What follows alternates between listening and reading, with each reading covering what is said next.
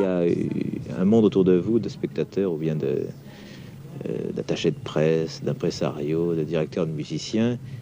Et au fond, vous êtes très seul. Une fois que vous êtes dans votre chambre d'hôtel.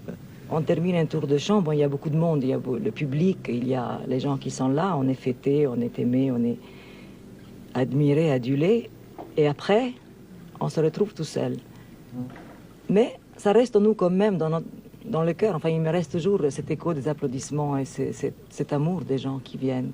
Finalement, on est seul et on ne l'est pas tout à fait. Si que je suis quelqu'un qui n'a pas beaucoup de gens autour de moi. Je travaille simplement avec 2 personnes qui sont de la famille. D'ailleurs, je dois avoir le sens de la famille étant donné que je suis italienne. C'est mon frère qui est mon directeur artistique et puis ma cousine qui me sert de secrétaire. Mais je crois que la solitude, elle appartient à chacun. Tout le monde est seul. On est tous seuls. J'ai remarqué hier après la soirée, vous êtes resté quelques minutes dans votre loge, toute seule, presque effondrée devant la glace, la tête dans les bras. C'est la fatigue, c'est quoi? Oh, je crois que c'est la fatigue, oui. C'est surtout physiquement, oui. On est complètement vidé après un tour de chant. Alors, oui, c'est physique.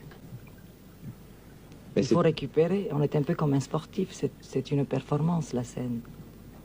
Et est-ce que vous faites quelque chose pour essayer de lutter contre cette solitude? Quels sont, par exemple, les objets personnels que vous disposez dans la chambre pour la rendre, justement, moins banale?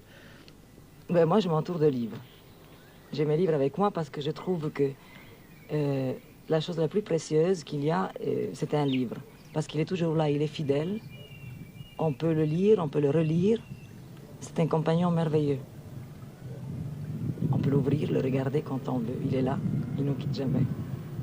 Et actuellement, par exemple, quels sont les livres que vous avez avec vous dans votre chambre? En ce moment, ce que je lis, de Julius Evola, La métaphysique du sexe. Et puis, il y a La puissance et la fragilité de Hamburger. Et puis, il y a un troisième, c'est Malaise dans la civilisation de Freud. Voilà les 3 que j'amène avec moi.